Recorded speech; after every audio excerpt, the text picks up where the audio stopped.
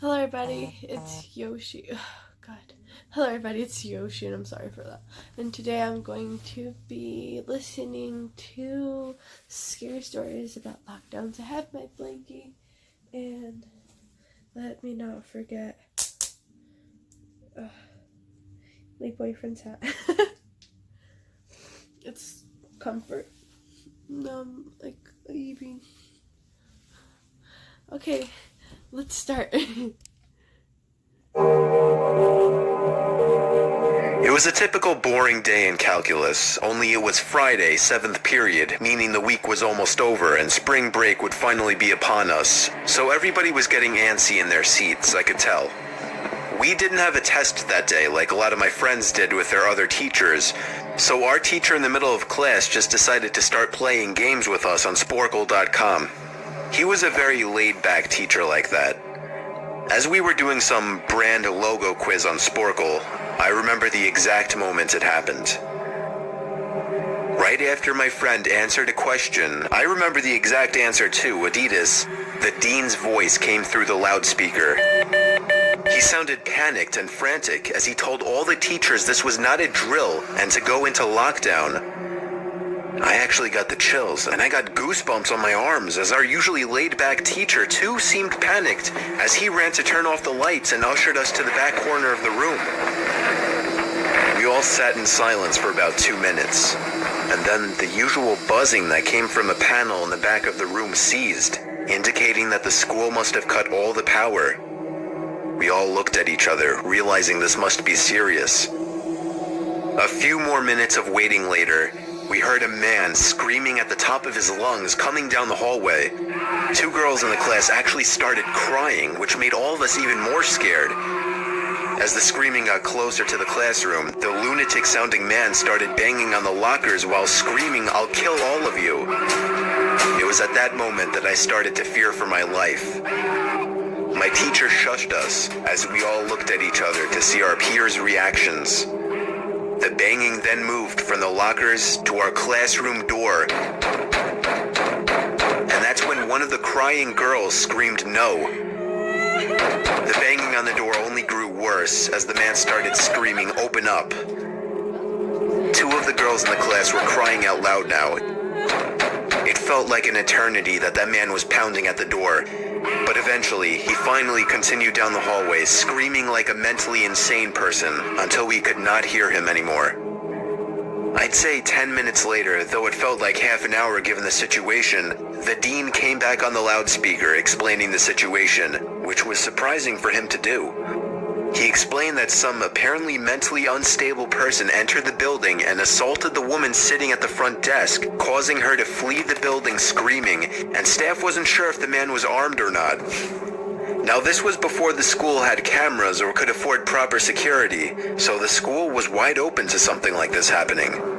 The staff had done a sweep of all the hallways and classrooms and couldn't find him, so the dean instructed the teachers to resume teaching but to keep all the doors locked and to not let any students leave for any reasons. The most disturbing part, however, is that one of the janitors working the night shift found the man sleeping in one of the storage closets near the back end of the school, and according to rumors that were spread by my peers, sticking out of his pocket was a .44 Magnum. The janitor must have done something stupid to wake him up, for example, leaving the closet door open, because by the time a police officer could arrive on the scene, the man was gone. My entire class, as far as I know, to this day, has no idea if this man was ever found, but I like to think that right now, he's being given the proper help that he needs.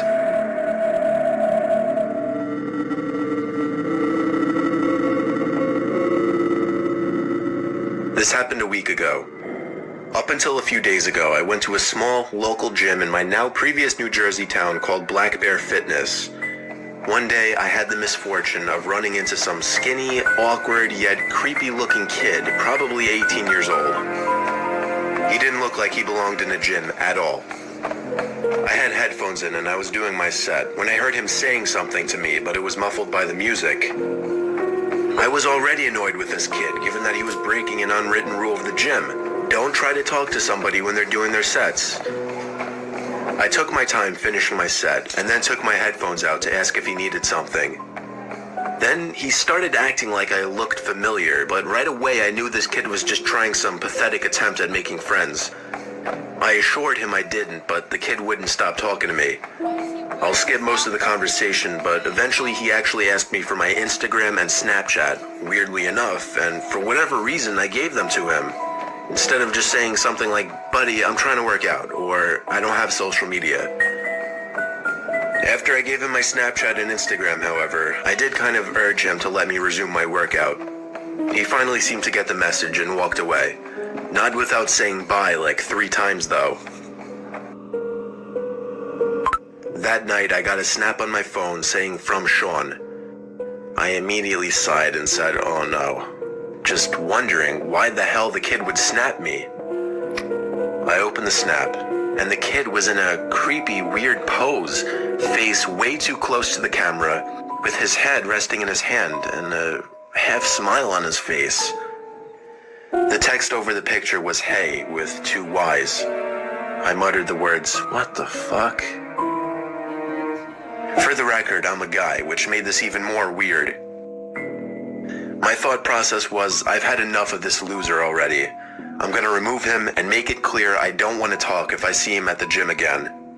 And so I did. I removed him minutes after he sent that snap. I'm sure not even a minute later, again, a message popped up on my phone saying "Snapchat from Sean." I waited a few minutes before opening it. This one was even creepier. Now the kid was sitting up on his bed, no smile, more of a surprised, angry expression. The text over the image said, "Why did you remove me?" Now I went as far as to block him, meaning he couldn't snap me anymore. And that was that. I threw my phone on the desk and sighed out of relief. Half an hour later, my phone goes off, saying "Sean added you as a friend," and then Snapchat from Sean. He actually made a new account. I opened the snap and felt my heart drop. It was a picture of my front lawn. The text over it, "Answer me, bitch." The first thing I could think of was, how did he find my address? Then I realized, Snapchat made that new map feature that lets you see where your friends are. Somehow I had the balls to open the window to see outside. It was clear out there. I shut the window and the blinds and started considering calling 911.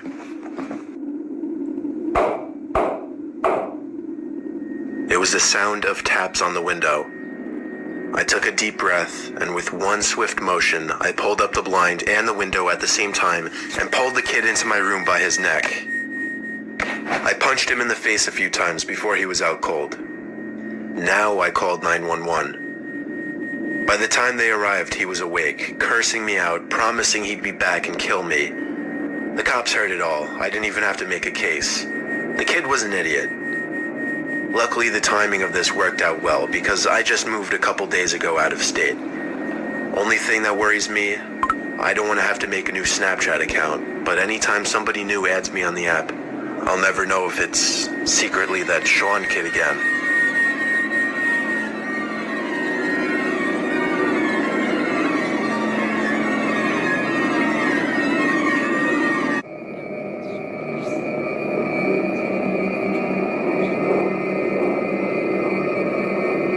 Back in high school, I took a mysteries and mythology type class, or something like that. I don't remember the name of the class. It basically just had to do with real life mysteries and creepy shit. I was into that kind of stuff. I was taking the class with a good friend, who I'll call Ben for this story. The teacher of the class took us on a field trip to a nearby abandoned village with an unknown past. The village was built in the early 1900s, but seems as though it had been quickly abandoned shortly after it was built. The bus ride there was about 20 minutes. All of us were glued to the bus windows as we pulled up some sketchy-looking, decrepit road cutting through dense forest. The road eventually led to a clearing. We were there. We stepped out onto the road, which had grass growing through the cracks. The grass surrounding was almost knee-high. Then there were the buildings. The tall, archaic brick buildings with the boarded-up windows all gave off such chilling vibes. The teacher lined all 20 of us up, counted heads, and then began leading the way. The point of this little field trip was to use the so-called skills we learned in class to see if we could put anything together about why the village may have been abandoned so long ago. Some of the buildings had holes in the walls to serve as entryways. There were even holes in the ground next to some of the buildings, seemingly dug to get into the basements of some of the buildings, which seemed creepy. There was one building, though. It stood taller than any of the others. It just intrigued me the most. While the teacher was leading the group towards the village church, Ben and I decided to sneak off on our own to look for anything interesting. When we walked off in the direction of the tallest building, we saw a hole in the ground. It was dug by the back door of the building, which had been sealed off. In the hole was a ladder which led down to the concrete floor below. We both looked at each other and knew we had to do it. Ben climbed down first, then me. Luckily, this was just around the time Apple started putting flashlights on their phones, so we had a source of light. It was creepy down there. There were a couple of beer bottles, one graffiti tag on the wall, and dusty wooden planks everywhere. There was a wooden stairway which led up to complete darkness, since all windows and doors had been sealed shut from above.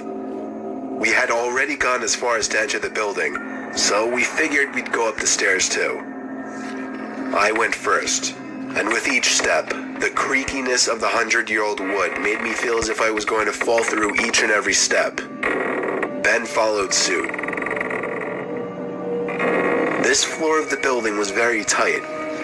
It seemed like there were many openings going off into different, smaller rooms. It was so dark in there, you would never even guess it was daytime. Ben and I were honestly starting to get creeped out in there and agreed to go back outside. But just then, there was a noise in one of the tiny rooms, like a big rock hitting the concrete floor. A normal instinct would be to run, but Ben and I froze, locked eyes for a moment, then both tiptoed over to the opening of the room. We shined the lights into the room and ran. We ran back down the stairs and then up the rusty ladder back outside. We caught up to the group out of breath. We didn't say anything, though, to avoid getting in trouble. One of our classmates asked us what was wrong. We told him we snuck into one of the buildings, and in one of the rooms, when we shined the light into it, we saw 3 guys standing maybe 10 feet away from the doorway, facing Ben and I in a weird formation, as if they were waiting for us. As we continued following the group, we paid extra attention to the tall building we entered from the distance. And before leaving, we saw a person's face at one of the higher level windows that had not been boarded up. We never told the teacher in fear of getting in trouble. We didn't know what to think. Were those just homeless people living in there? Were they gang members in hiding? Ben freaks me out with his theory. He says they were ghosts of the people who once lived in the town. Still, the way the 3 guys were just hauntingly standing there so calmly, staring at us the moment we peeked our heads through that doorway, I still can't get that image out of my head. I may go back to that village one day, just to prove Ben's idea wrong.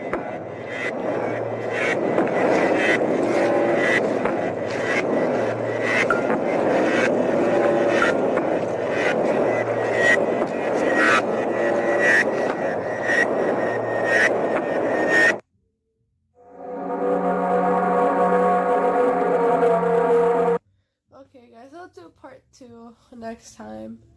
I'm pretty sick, and I'm so happy. This hat messes up my hair. Oop. But I'll see you guys in the next one. Bye.